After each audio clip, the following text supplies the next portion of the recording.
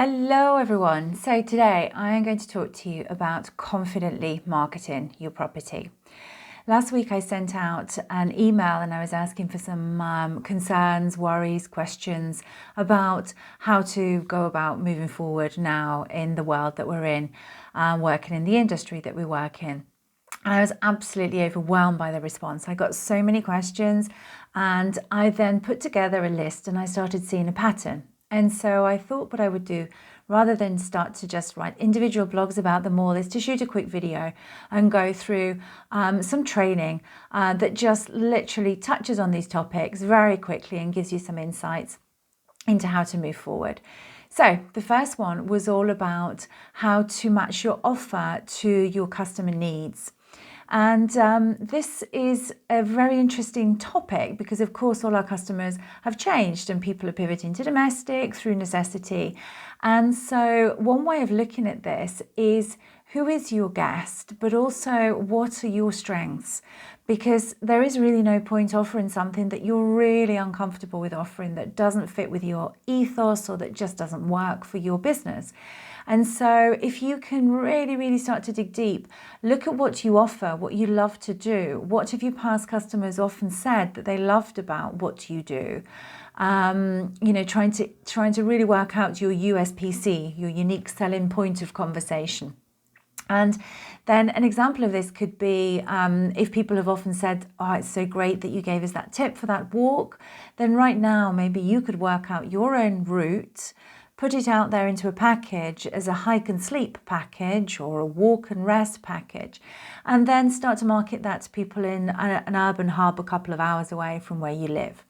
And so it's a matter, in my opinion, of really starting to work out what your strengths are, what your property is set up for, how you can adapt it within your comfort zone, and then getting that out there to the types of clients that you would like to have within the capabilities of knowing who's close to you, who can travel at the moment within your domestic market, but never really losing sight of how your marketing will be when travel returns to normal.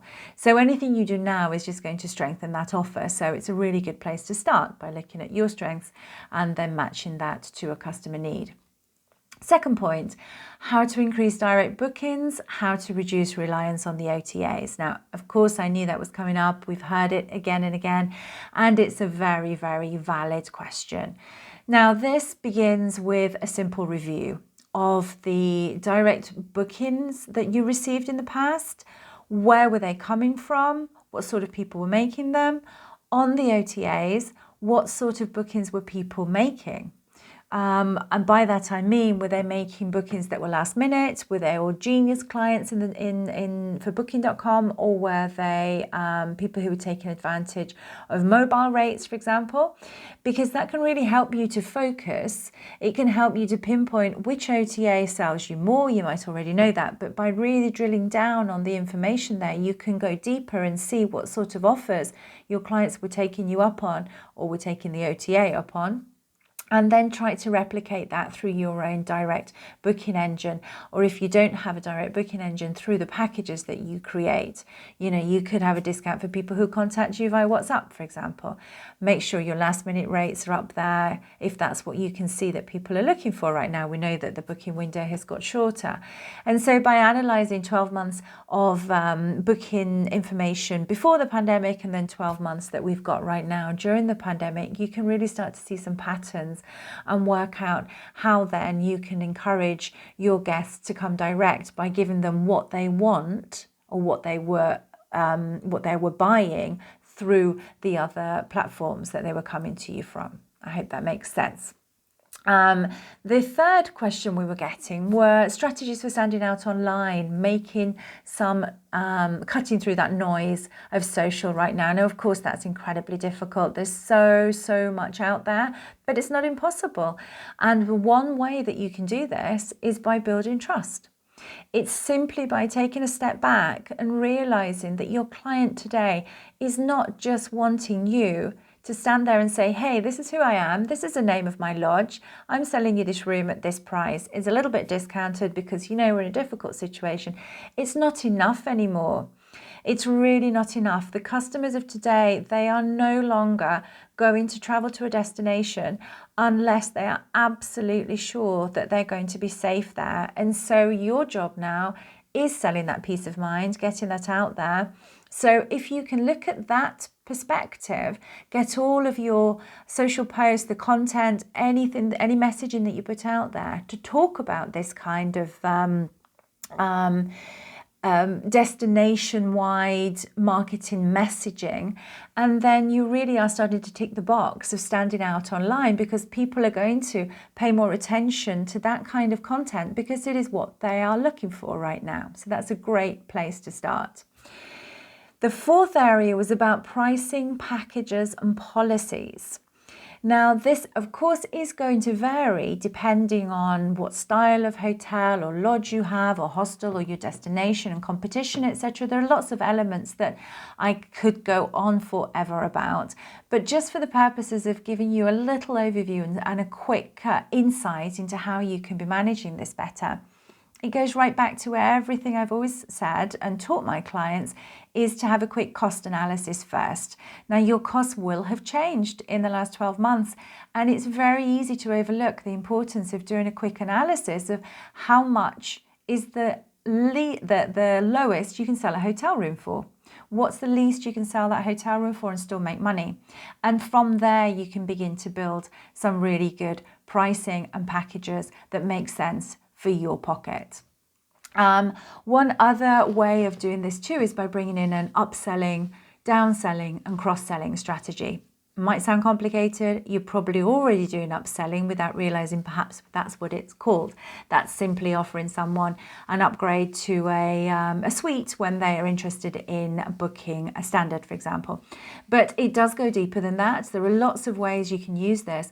And one of the add-ons really that touches on the question before, because it helps you to sell the destination better and bring that all-important trust out there, is by designing packages that you can upsell that involve partnerships within your destination. So very, very powerful and ticks lots of the boxes of what people are looking for right now. And the last area that I detected was how can we really work out what trends are coming up and how can we best play to those so that we give customers what they want.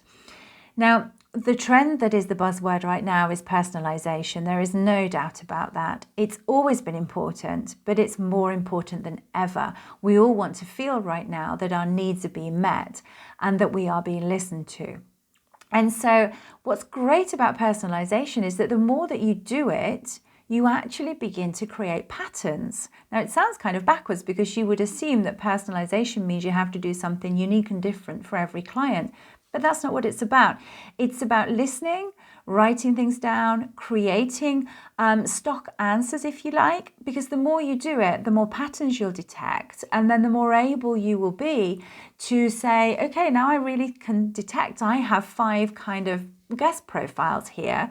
They're falling into these categories, and therefore when this kind of guest contacts me with this kind of question, these are the answers I'm going to be able to send them.